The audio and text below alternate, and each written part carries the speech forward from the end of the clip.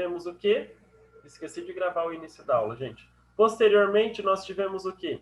Nós tivemos a entrada da monocultura da cana-de-açúcar. Por que a cana-de-açúcar? Porque lá no período, quando os portugueses estavam aqui, eles observaram que o quê? O clima da região era parecido com as ilhas do Oceano Atlântico que Portugal tinha ali suas colônias, né? Então, o que, que aconteceu? Eles introduziram a cana-de-açúcar e assim começaram a plantar ali nessa faixa litorânea, tá? Por isso que nós temos ali também o quê? Atualmente, a monocultura da cana-de-açúcar. Além das cidades, né, que já vem lá desde o período histórico sendo construídas ou crescendo nessa região do litoral. Mariana, lê para mim ali o Agreste.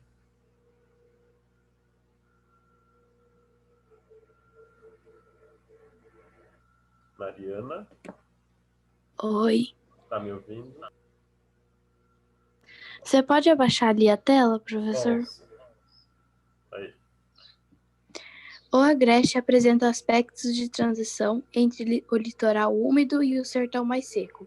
Portanto, conta com espécies de vegetais da Mata Atlântica e também da Caatinga. Isso, então aqui é uma foto do Agreste, tá? O Agreste fica nessa área, nessa porção em laranja, tá? É o quê? É uma área de transição, que ela vem de uma área úmida, passa por uma área muito seca, tá, gente? Então, é uma área de transição que nós temos, essa região, certo? Ali é a região onde que nós vamos ter o quê? Espécie dos dois biomas, tanto do sertão como da zona da mata, né? Ou seja, tanto da vegetação litorânea como da caatinga, vai ser uma área ali que nós temos uma faixa de transição dessa região, tá? Pietra, lê para mim o sertão.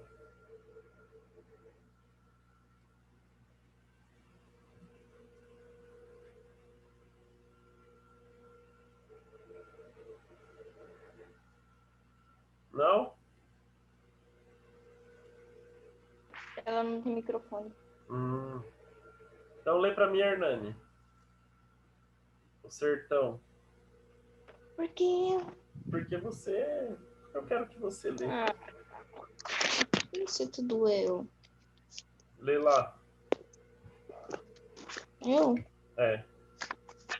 Certeza? Absoluta. O sertão é a sub-região mais extensa. O clima semiárido, com temperaturas elevadas e longo período de chuva escassa ou sem chuva, favorece a presença de vegetação de caatinga e rios temporários. Isso, então é nessa porção, é nessa região aqui, onde que ocupa ali a maior parte da região nordeste, que nós temos ali o sertão nordestino, né? Onde que nós vamos ter o quê? Rios temporários, tá? Que só aparecem em períodos chuvosos. Nós vamos ter ali um período muito extenso sem chuva mesmo, tá, pessoal? Temperaturas elevadas e seco, tá? A vegetação ela fica seca, que nem a gente tem ali na figura.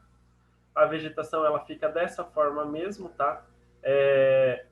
Essas árvores sem folhas, parece que elas estão mortas, mas o que acontece? Quando volta o período das chuvas, essa área fica totalmente verde, tá? Então, essa é a característica do sertão nordestino.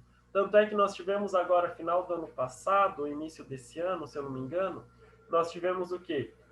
Uma grande quantidade de chuva na região nordeste. E fez o quê? Fez com que o nordeste se tornasse totalmente verde, tá? Devido a quê? Devido a essa chuva abundante que teve nesse período, certo?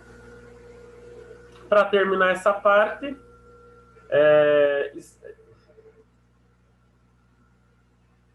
Vitória tá aí? Tô. Lê para mim o último parágrafo, o último quadrinho. O rosa? Isso, meio norte. O meio norte é uma região de transição, onde se encontram espécies típicas da floresta amazônica, do sertão, do cerrado e da caatinga. Nessa sub-região ocorre a vegetação de mata dos cocais, com palmeiras como o babuçu e a carnaúba, exploradas pelo extrativismo vegetal. Isso, então é nessa região que nós temos ali a mata de cocais, tá, gente? É uma região também de transição. Por que que é uma região de transição? Porque ela sai do sertão nordestino e chega próximo aqui à floresta amazônica, tá? Então nós vamos ter ali os cerrados, campos, vai ter a mata de cocais, que é uma área de transição, tá? Então é uma área de transição, que a gente sai de uma área muito seca, do sertão, e passa para chegar ali até a floresta amazônica. Então a gente vai ter ali uma mudança nas características da vegetação dessa região. Então, gente, o que vocês têm que saber? As subdivisões, né, as sub-regiões da região nordeste do país, do Brasil, certo? Que é qual? Zona da Mata, Agreste, Sertão e Meio Norte. Certo, pessoal? Tranquilo? Todo mundo entendeu isso? Ok. Agora, a gente vai entrar para a seca do Nordeste. Por que a gente tem seca na região Nordeste do Brasil? Então, vamos entender um pouquinho. Gente, quando a gente tem ali essa subdivisão das regiões do Brasil, da região Nordeste, o que acontece? Nós já observamos que o quê? Já vimos o quê? Que a Zona da Mata é uma área onde que tem o quê? Tem chuvas abundantes, né? Por isso que é a região mais populosa, certo? O Agreste, nós observamos o quê? Que é uma região de transição entre a Zona da Mata e o Sertão, e o Sertão é onde que concentram-se, que só possui alguns meses de chuva ou até mesmo chuvas muito escassas, certo? Então, muitas vezes, essas chuvas elas são influenciadas por quê? Elas estão influenciadas sobre o relevo. Observam essa imagem.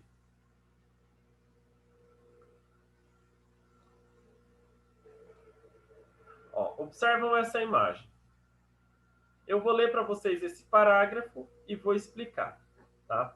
A escassez de chuvas em algumas áreas é influenciada por fatores relacionados ao relevo. As massas de ar que se formam, massas de ar aqui, ó. Isso daqui é uma massa de ar que se forma e chega até a área litorânea, ou seja, chega ali até a área que forma a Zona da Mata, tá? Formam sobre o Oceano Atlântico e se deslocam e carregam umidade para o continente.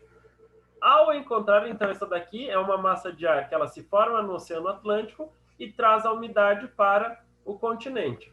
Porém, ao encontrar o Planalto de Borborema ou a Chapada Diamantina, essas massas perdem grande parte da umidade, tá? Então, essas massas de ar elas vão perder grande parte da umidade por meio de precipitação, tá? Nessa região, na Zona da Mata, e avançam mais secas para o interior.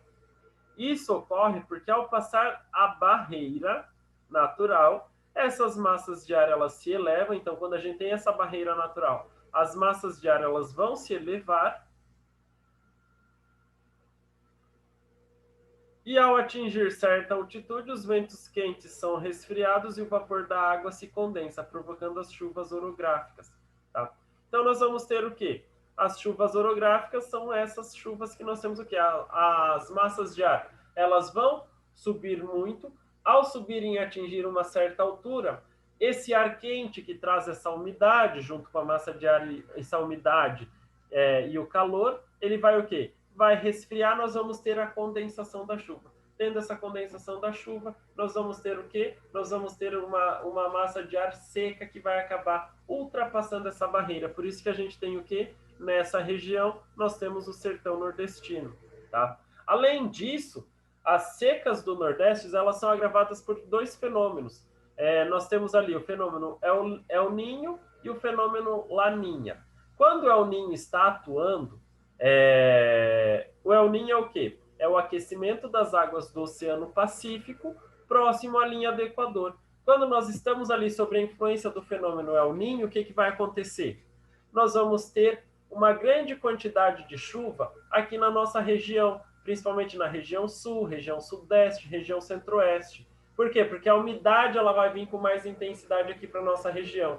Ou seja, muita umidade vindo para a região sul, em direção à região sul, né? O que vai acontecer? A região nordeste ela vai estar o quê? Vai estar com temperaturas elevadas e seca. Não vai ter um corredor de umidade indo para a região nordeste. Porém, quando esse efeito fica ao contrário, quando nós temos ali, estamos sob a influência, a diminuição das chuvas na região sul, que é o que nós estamos passando esse ano, e o resfriamento das águas do Oceano Pacífico, próximo à linha do Equador, nós vamos ter o quê? Uma maior quantidade de chuva na região nordeste do país. Por quê? Porque daí vamos ter ali a umidade, o corredor de umidade da Amazônia, que chega até a região, tá, pessoal? Que chega até a região nordeste. E isso faz o quê? Faz com que ocorra chuvas ali no sertão nordestino, tá, pessoal? Então, a gente tem ali vários fatores que contribuem para que nós temos o quê? Para que nós temos o sertão. Primeiro fator é o quê? É ali a Chapada Diamantina e o Planalto de Borborema, tá? Que são elevados e acaba o quê? Acaba não permitindo a passagem da umidade, né, das massas de ar, das massas úmidas até a região. Ao subirem, se elevarem muito, elas se condensam, devido às nuvens, a umidade, ali, o calor, começar a resfriar. O outro fator é o quê? São os fenômenos El Niño e Laninha. Quando está sob influência do El Niño, aquecimento das águas do Oceano Pacífico, ou seja, nós vamos ter o quê? Uma maior quantidade de chuva, né? Aumento de chuvas na região sul, diminuição de chuvas na região nordeste. Fenômeno Laninha, diminuição de chuvas na região sul, aumento de chuvas na região nordeste, certo? Então, esse daqui é um esqueminha ali dos ventos úmidos e ventos secos, né? Que eu expliquei para vocês ali do relevo. Massas de ar do Oceano Atlântico. E aqui nós temos a Chapada, tá? A Chapada Diamantina, lá na Bahia, em Palmeiras. Então, vocês observam a altitude que é, né? Quando vai ultrapassar, acaba indo só as nuvens sem a precipitação mesmo, ok? Virando a página, nós temos ali a transposição do Rio São Francisco, que eu ia falar antes, mas daí eu deixei para comentar com vocês agora. Quando a gente tem ali a transposição do Rio São Francisco, transposição do Rio São Francisco é o que? É um projeto do governo federal para quê? Para diminuir os problemas de seca no Nordeste, né? Porém, essa transposição ela foi feita ali por meios de canais para abastecer rios temporários que cruzam o semiárido nordestino e fornecer água potável para melhorar a vida da população. Maria Flor, lê para mim o segundo parágrafo.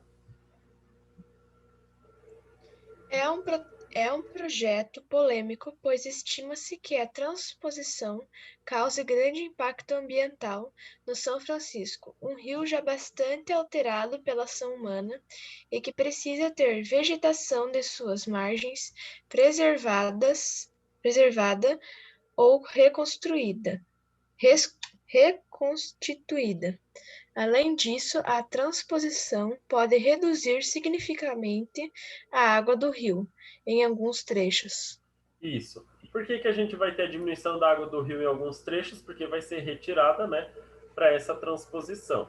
Gente, essa transposição do Rio São Francisco, ela é, de certa forma, ali, um pouco polêmica. Por quê? Porque muitas vezes ela vai passar ali, ser desviada, né, para abastecer ali grandes fazendas agrícolas, não tendo a função social da transposição, que é o quê? Chegar até as pessoas mais carentes que não possuem água, tá? Até as pessoas mais pobres, tá? Então, isso dali, nós temos ali as grandes fazendas que são abastecidas pela transposição, são fazendas ali, fronteiras agrícolas, né? E aí continua aquele mesmo problema. A maior parte que necessita dessa água, o que acontece? Continua sem a água, né? Continua sobrevivendo com as cisternas. Vocês sabem o que é as cisternas? Que são aqueles poços que eles constroem no sertão para colocar água, né? Ou em períodos de chuva eles deixam ali, enchem esses poços. Quando tem ali, acaba essa água, o que acontece? O caminhão-pipa da cidade leva água para a região e abastece essas famílias, tá? Porém, a transposição do Rio São Francisco, pessoal, ela deveria o quê? Deveria ter uma função social melhor. É importante para a região? Sim, é importante. Por quê? Porque vai levar desenvolvimento, vai levar aumentar a produção agrícola. Porém, o que deveria ser feito é o quê? Ser feito de uma forma que atendesse a uma população que necessita da transposição do Rio São Francisco, né? Para toda a população, não só para as grandes fazendas. Deveria ser feito de uma forma assim, claro, está passando pelas grandes fazendas, vamos passar também para os pequenos propriedades, para essa população mais carente que necessita dessa transposição, necessita dessa água para sobreviver, certo? Porém, né, a gente sabe que no Brasil não funciona dessa maneira as coisas, né? É um pouquinho diferente. Continuando, a indústria da seca. Deixa eu ver quem que lê para mim aí. Ana Júlia, lê para mim? Tá me ouvindo, Ana? Estou. Lê para mim, a indústria da seca. A escassez de chuvas interfere na qualidade de vida dos aproximadamente... Tá errado, parece. Mas tá bom. 27 milhões de habitantes que vivem no semiárido brasileiro, a maior população do mundo vivendo em uma zona de aridez. Além dos aspectos naturais, a seca nordestina também está relacionada a aspectos políticos e sociais. O Polígono das Secas, traçado pelo governo federal em 1936 e 1951, delimitou uma área que necessitava de atenção urgente pela escassez de chuvas. Veja essa área no mapa lá. Isso, então nós temos aqui o polígono da seca, tá? Tanto é que ele é representado pela cor laranja. Então, toda essa área que está em laranja é uma área delimitada pelo governo federal ali nesses anos de 1936 a 1951. É uma área onde que existe uma população ali de 27 milhões de habitantes que necessita o quê? De ajuda, tá? Essa área, gente, é uma das áreas mais críticas que tem no nosso país. Por quê?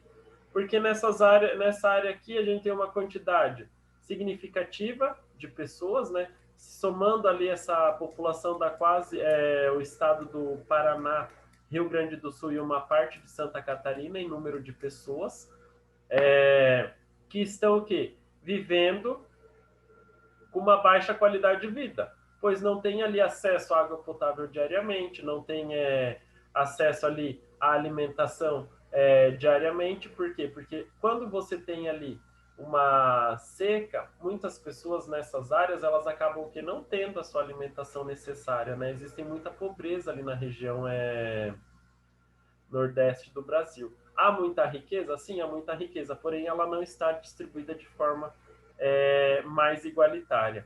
Então, desse modo, grandes recursos e investimentos governamentais foram feitos na região com a construção de açudes, porém muitas vezes essas ações beneficiaram somente latifundiários e empresas. Além disso, muitas medidas e projetos que poderiam amenizar os efeitos da seca de maneira efetiva não são aplicados. Então, gente, na região nordeste a gente tem o quê? Muitas represas construídas, tá? Para fornecer água para a população, porém elas vão beneficiar quem? Empresas, tá? E os grandes latifundiários, que nem a mesma coisa acontece que nem o Rio São Francisco. É importante ter a instalação de empresas? Sim, é importante, porque a região Nordeste é uma região onde que tinha um déficit muito grande na área empresarial, tá? Então, o que que acontece? O governo federal faz um programa, um projeto para quê? Para a instalação de empresas na região Norte. Mas como que ia ser esses projetos? Esses projetos na forma do quê?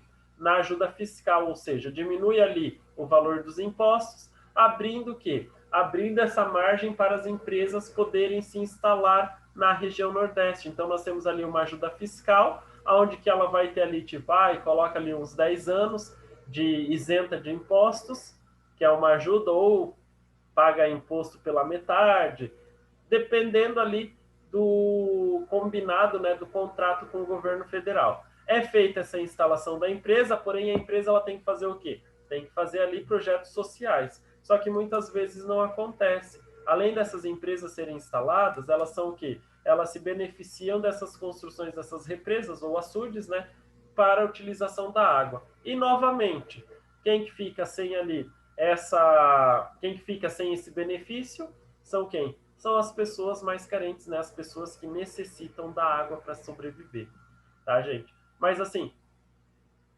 é uma região muito rica, porém, não é aproveitada essa riqueza que possui na região para benfeitorias da população. Certo, pessoal? Tranquilo? E lembrando, a região Nordeste, olha lá, ela possui o quê? A maior número de habitantes que vivem em uma região de semiárido, é a maior população do mundo, ou seja, 27 milhões de pessoas vivem ali no semiárido, vivem com a seca. Certo, pessoas? Tranquilo? Agora, vocês podem começar a fazer a atividade 1 e 2 da página 331. Podem começar a fazer. É para postar? Não. Por enquanto, não. Mas tem que fazer. Podem fazer essas questões. Amanhã a gente vai corrigir.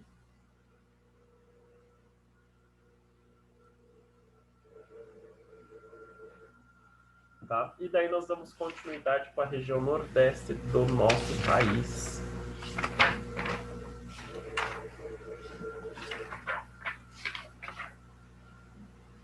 Nossa, é um capítulo bem curtinho, né? Depois a região Sudeste. Gente, vocês têm alguma dúvida? Tranquilo? Acabei. Já? Você fez a número 2?